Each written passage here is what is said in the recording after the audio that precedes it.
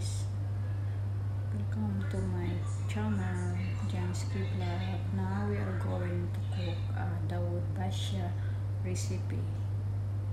See guys how I make and how I do a technique and easily to cook Dawood Basha recipe. See guys. Good morning guys, good afternoon, good evening. Ito pala guys, gagawa tayo ng lunch natin. The title of our lunch is Dawood Basha recipe. So first thing, we will marinate the potato and kosa with paprika, black pepper and salt, and garlic powder.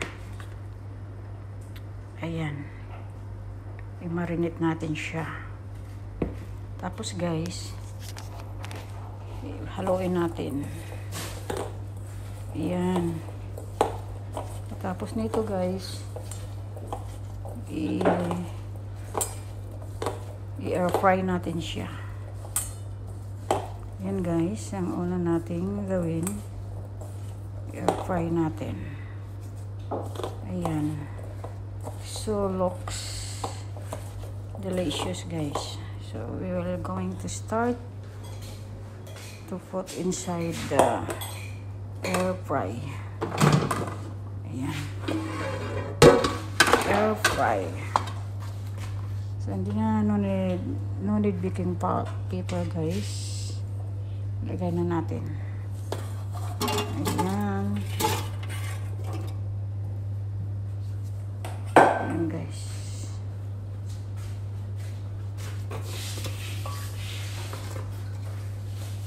So i-hit natin ng 180 and 40 seconds. Ayan guys. Tapos sige guys, i-blender natin yung nakat natin na sibuyas. Natin yung nakat natin na sibuyas, bawang, at kamatis. Ayan.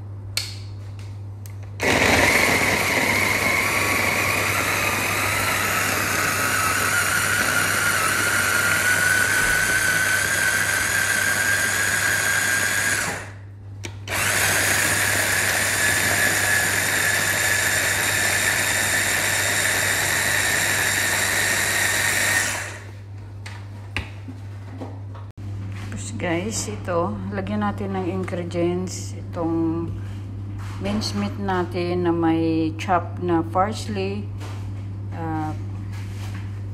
onion and garlic. So lagyan natin ng garlic powder. Tapos lagyan natin ng cinnamon powder, coriander powder,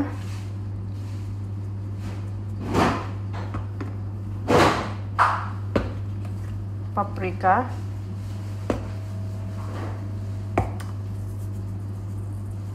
salt, turmeric, and black peppers. And parisa na natin ng dry garlic pepper para it's so delicious, and with the spice of meat spicy. Yan guys, so this is a healthy food.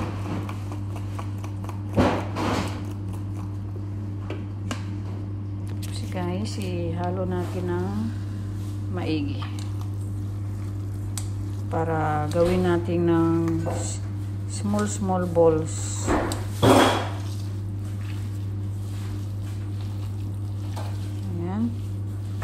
Gawin natin na small balls.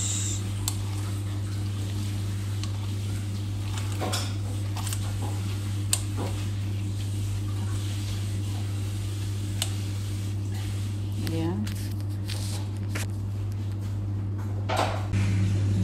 Ayan guys. Igisa natin yung na-blender natin na ito gamit ang coconut oil. Ayan, nalagyan na natin. So, ilagay na natin yung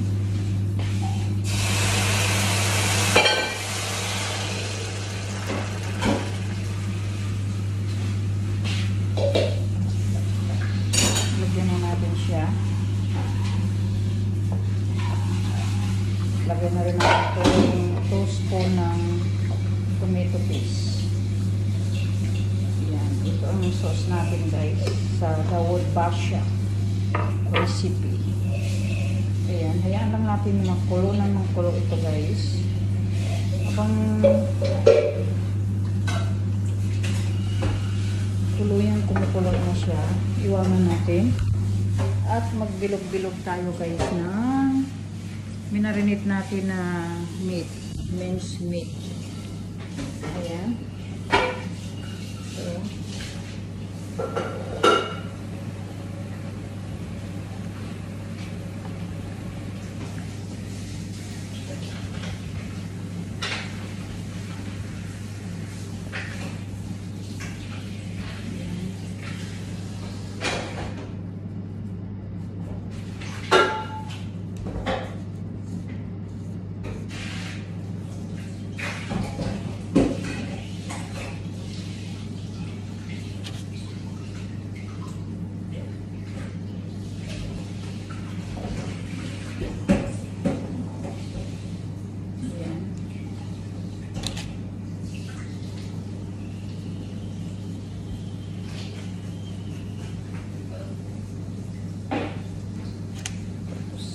open natin para healthy daw. Huwag tayong gagamit ng mantika para healthy ang ating kalusugan. Ayan.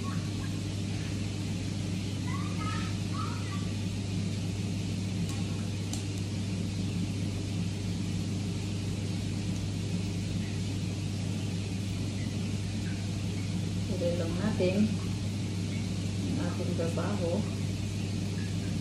habang in-air fry ang vegetable natin na potato and kosa. Habang kumukulo naman yung ating tomato sauce. Ayan guys, napakadali lang itong Dawood Basha kung alam mo na yung technique nito. Madali lang to lutuin.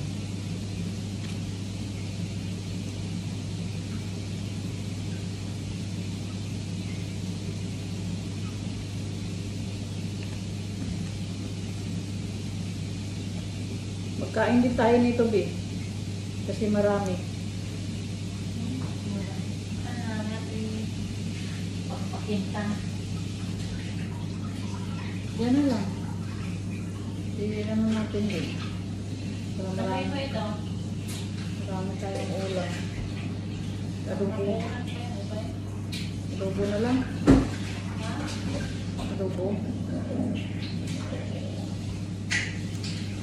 Ayan. Pagbilog na natin. Suka na marami. I-vlog mo na rin. Lutong Pinoy ito. Ang Pinoy. Ang ulan namin malinis. Lutong Pinoy ang aming luto at lutong Lebanese recipe naman ang luto ng aming amo. Kaya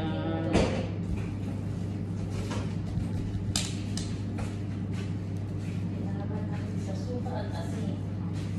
Mag-prepare tayo ng sibuyas at luya. Charot-charot.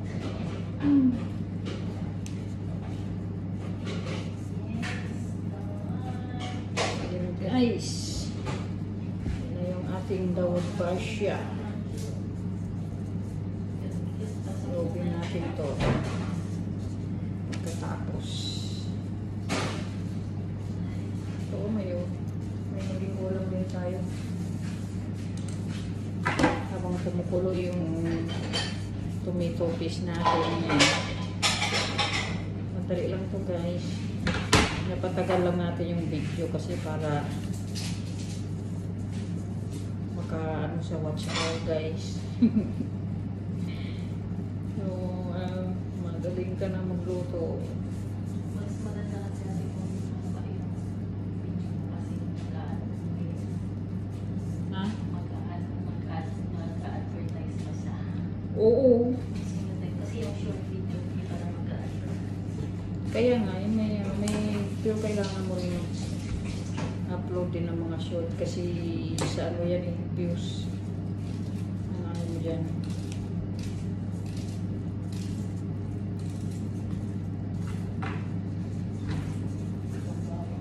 Ayan. Yung Dawood Basha.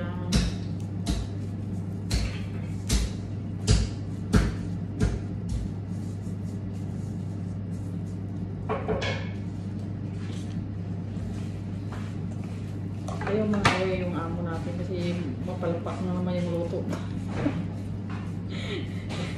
Kaya binipilit niya ipagbati. Ako. Patuloy ako. Para sa katulong malalaking bola-bola.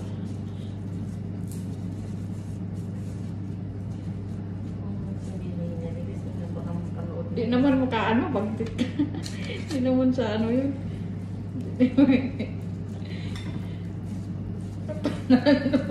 Ay, manood ba yan? Yun ah. Hindi naman yung nakikita. Dito lang naman yung mananay.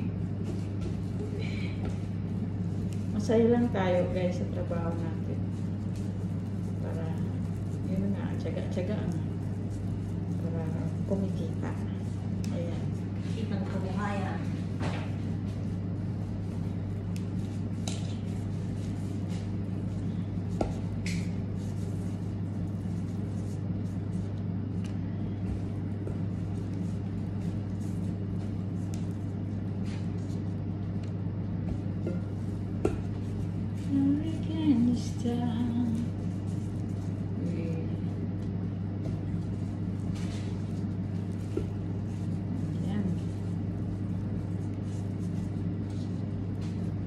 Natural lang yung sizes kaya na may malaki maliit. Parang tao din daw. May mataba, may matayat, may medium size. Kaya sa mga open-minded dyan guys, okay lang, di ba? Kasi yung tao, hindi pare-parehos. May malaki, may mataba. May payat, may mataas, may pahaba. Ayan guys, nayari na yung ano natin. Kaya, lagay na natin sa oven. Ayan. Lagay natin sa oven. Ang ating bula-bula.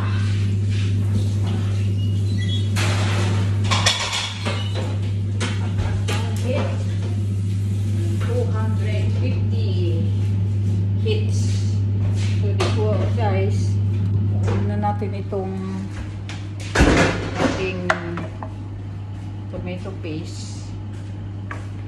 So huwag natin kalimutan lagyan ng basil.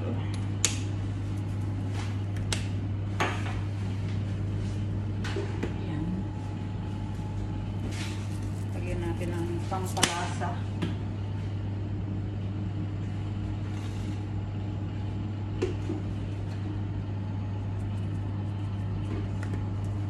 Coriander, black pepper, salt. Yan din, dagdag natin dito guys sa sauce natin. Habang ino-oven yung meatballs at saka yung gulay, ini-air fry. Ayan guys. Balik tayo mamaya. Yan guys, habang kumukulo na itong sauce ng Dawood Basha natin, ilagay na natin itong potato na in-slice natin. Ayan. Ilagay natin. Sabay natin sa pagpakulo. Ayan. Ayan guys, magluto tayo ng rice ng Dawood Basha. Ayan guys, ito yung tinatawag na noodles balalit guys. So i-fry muna natin siya na mag-red ang color. Ayan guys, napaka-simpleng lutuin. Ito yung Lebanese na recipe guys. So kagabi ang linuto natin yung Turkish recipe. Ngayon yung Lebanese.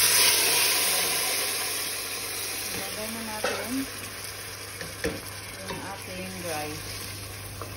Ito ang rice na hinugasan natin din ng maigi guys. Binabad natin sa suka para mawala yung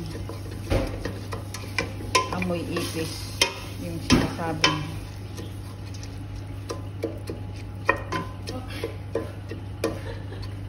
Kasi parang may nagtawag eh.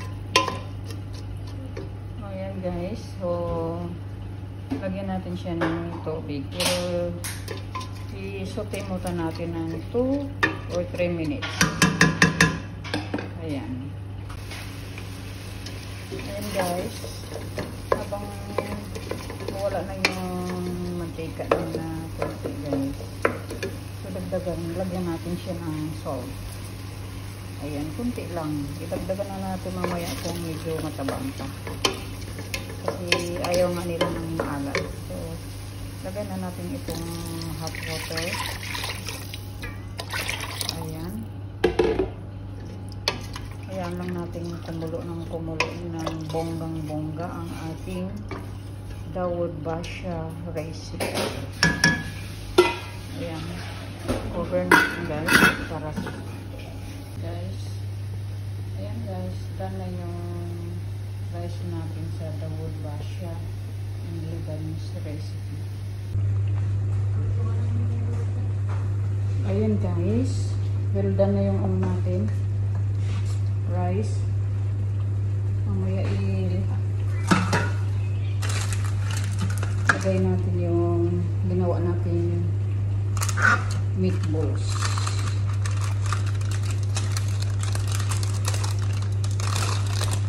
Ayan, ito yung meatballs guys, yung ginawa natin.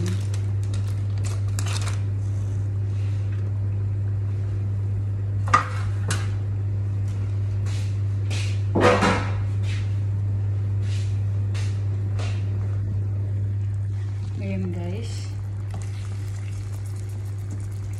napaka-nice niya.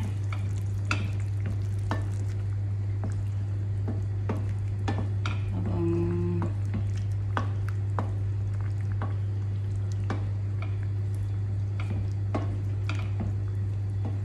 saute natin sa sauce. Looks delicious guys.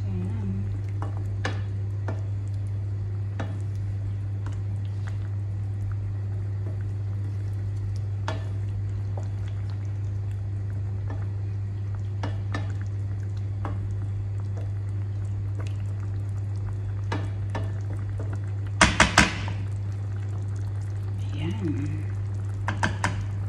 Ready to eat na to guys. Luto na rin yung rice. And guys, yung rice with the Dawood Basha. Ayan, well done. Our lunch for today. This is Dawood Basha recipe and Lebanese cuisine. Okay guys, thank you so much for watching. God bless. Bye bye. Don't forget to subscribe, like, share. Thank you so much. God bless.